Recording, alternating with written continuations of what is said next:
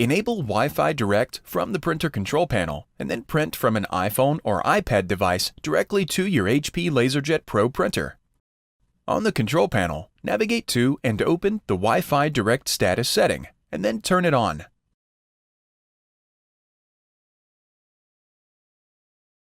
On your iPhone or iPad device, open Settings and then tap Wi-Fi. From the list of available networks, select your printer with Direct in the name. If prompted to enter a password, swipe down on the printer control panel and then touch the Wi-Fi Direct. Before heading ahead into the video, in case you are facing any issue with your HP printer device, get in touch with our HP printer expert. Icon. On your iPhone or iPad, enter the Wi-Fi Direct password and then tap Join. Return to the home screen and then open the document you want to print.